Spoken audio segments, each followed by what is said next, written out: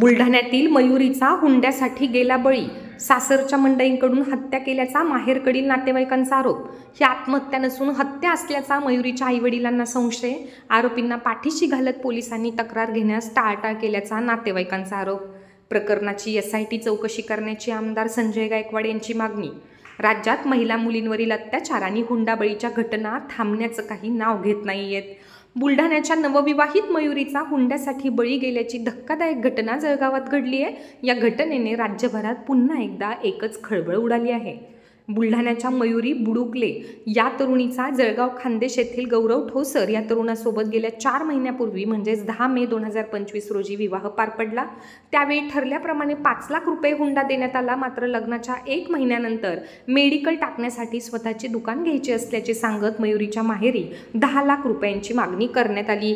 त्यासाठी तिचा शारीरिक आणि मानसिक छळ सुरू झाला। त्यामुळे तिच्या आई वडिलांनी 8 लाख रुपयांची जुळवाजुळव करून मयुरीच्या सासूकडे दिले आणि उर्वरित 2 लाख रुपये काही दिवसात देण्याचे आश्वासन दिले।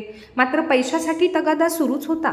दुपारी 1 ते 1:30 वाजताच दरम्यान मुलीसोबत बोलणे झाल्यानंतर माहेरी अचानक कॉल आला आणि तुमच्या मुलीने गळफास घेऊन आत्महत्या केल्याची माहिती देण्यात आली।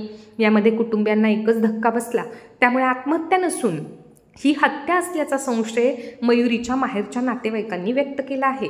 मयुरीचे वडील भगवान बुडुकले, मी मुलीशी 1 वाजेला बोललो होतो की बाई तुझा काल वाढदिवस झाला, त्याचे फोटो टाकले,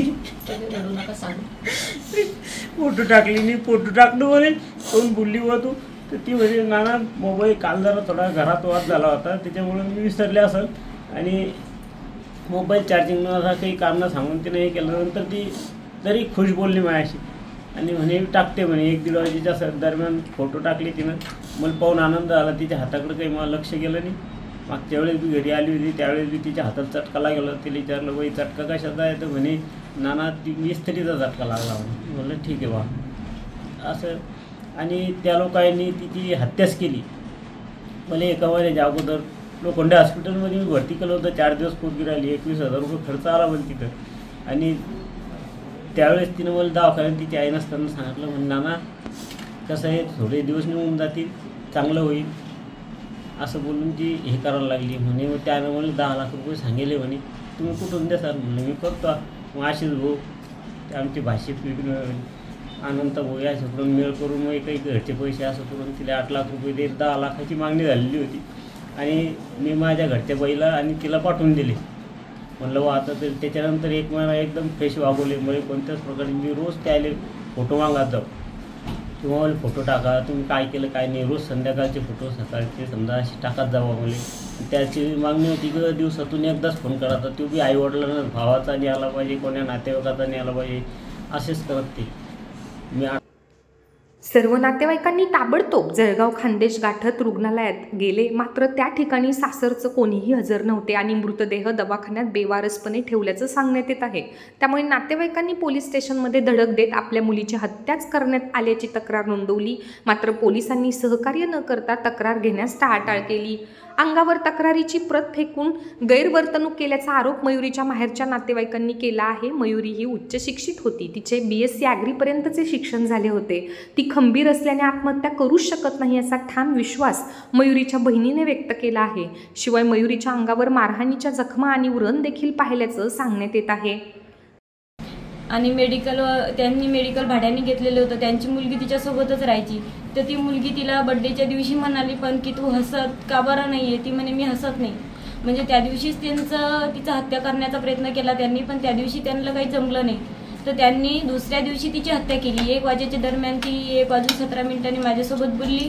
तर माझ्यासोबत बोलताना तिनं असं मला काहीच वाटलं नाही की ती असं काही होणार आहे संध्याकाळी। त्याच्यानंतर माझ्या वडिलांसोबत पण बोलली तर खूप असं छान प्रकारे बोलली की काही असं काही होणार नाही आहे संध्याकाळपर्यंत। आणि त्याच्या 2 तासानंतर माझ्या वडिलांना डायरेक्ट सांगताय की तिने गळफास घेतला। ती गळफास घेणाऱ्यामधली नव्हती, तिची BSc ॲग्री झालेली होती आणि खूप सुशिक्षित, सुसंस्कृत आणि चांगल्या घराण्यातली मुलगी होती। मयुरीची आत्महत्या नसून तिचा सासरच्या मंडळींनी हुंड्यासाठी खून केलाय। आरोपीला पोलीस पाठीशी घालत असल्याचा आरोप बुलढाण्याचे आमदार संजय गायकवाड यांनी केला आहे। या प्रकरणाचा तपास जळगाव पोलिसांकडून काढून SIT मार्फत हा तपास करण्यात यावा अशी मागणी आमदार संजय गायकवाड यांनी केली आहे। त्यासाठी ते आज मुख्यमंत्री देवेंद्र फडणवीस यांची भेट देखील घेणार असल्याचं सांगण्यात आलंय। यांना फोन आला की तुमच्या मुलीने आत्महत्या केली, पण आता ज्या मी आत्महत्या केल्याचं माहीत पडल्यानंतर हे परिवार धावत गेल्यानंतर पहिले तर पोलिसांनी 10-12 तास या लोकांना नुसतं झुलवत ठेवलं। त्या परिवाराला काही मदत केली नाही। रात्री 1 वाजता तक्रार घेतल्यानंतर यांच्या अंगावर कागद फेकला ओसीचा की तुम्ही ओसी बाहेरून रात्री 1 वाजता झेरॉक्स आणा, तर रात्री 1 वाजता कुठली झेरॉक्स ते उघडी असते। आणि इन्क्वेस्ट पंचनामा करताना या सगळ्या नातेवाईकांना सोबत ठेवायला पाहिजे होतं की तिच्या अंगावर कशाच्या जखमा आहे, तिला तिचे काही पाय घासलेले आहेत का काय। या इन्क्वेस्ट पंचनामा करताना कुठल्याही प्रकारे यांच्या नातेवाईकाला तिला जवळ घेतलेलं नाही।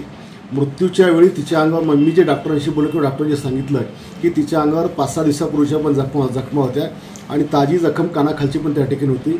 आणि डॉक्टरांनी स्पष्टपणे कळवलं पोलिसांना की हिला पहिले गळा आवळून मारलेला आहे आणि नंतर तिला पोलिसांनी होडी जप्त केलेली आहे। म्हणजे ज्या दोरीने आवळून मारलं ती दोरीसुद्धा पोलिसांनी आतापर्यंत जप्त केलेली नाही आहे। आणि त्या ठिकाणी दाखवायचा प्रयत्न असा केला की ही या ठिकाणी ओढणी घेऊन आत्महत्या केली, पण पहिले मारलं आणि मग तिच्या गळ्यात ओढणी टाकून देखावा तयार त्या ठिकाणी दिला गेला। ज्या ठिकाणी घटना घडली तिथेसुद्धा पोलिसांनी स्पॉट पंचनामा केलेला नाही आहे। सगळं गेल्यानंतर मग त्यांनी पंचनामा केला असेल कदाचित, पण त्याच लोकांनी बॉडी उचलली आणि सिव्हिल हॉस्पिटलला घेऊन गेले। आणि वरिष्ठ अधिकाऱ्यांचे सुद्धा खालच्या अधिकाऱ्यांना फोन होते की हे असं या प्रकारामध्ये समोरच्या आरोपींना पाठी घालण्याचा प्रयत्न केलेला आहे। काय मिळतं पोलीस डिपार्टमेंटला अशा प्रकारे एखाद्या तरुण मुलीचा जीव जातो, ती आपल्या आयुष्याचे स्वप्न रंगवून सासवड्याला जाते, आपल्या संसारामध्ये मुलं बाळं आपला पुढचा आयुष्याचा विचार करते आणि अचानकपणे तिचा खात्मा या ठिकाणी केला जातो आणि पोलीस मात्र त्या ठिकाणी मानवता दाखवत नाही। आईवडिलांनाच आरोपीच्या पिंजऱ्यामध्ये उभा करण्याचा प्रयत्न त्या ठिकाणी या जळगावच्या प्रकारामध्ये केला गेला। आज मी मुंबईला जात आहे, सन्माननीय मुख्यमंत्र्यांची भेट घेऊन त्यांना हे निवेदन मी देणार आहे। जोपर्यंत हा तपास जळगावच्या लोकांकडून काढला जात नाही तोपर्यंत मला वाटतं की महाराष्ट्रामध्ये अशा मयुरी नावाच्या अनेक मुली ह्या मारल्या जात राहणार आहेत। आणि म्हणून हा तपास मुख्यमंत्री महोदयांनी स्वतः गृहमंत्री आहेत त्यांनी SITकडे द्यावा, CIDकडे द्यावा किंवा अन्य कोणत्या सक्षम अधिकाऱ्याकडे द्यावा, पण जळगावच्या पोलिसांकडे हा तपास ठेवणे।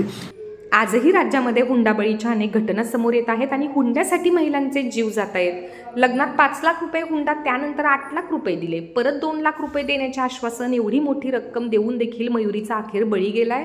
या प्रकरणात पोलिसांच्या तपासावर मोठे प्रश्नचिन्ह उभे राहिले आहेत। त्यामुळे SIT मार्फत चौकशी केल्यास तो तपास योग्य रीतीने होईल आणि सर्व आरोपींना कठोर शिक्षा करून न्याय देण्याची मागणी कुटुंबियांकडून केली जात आहे।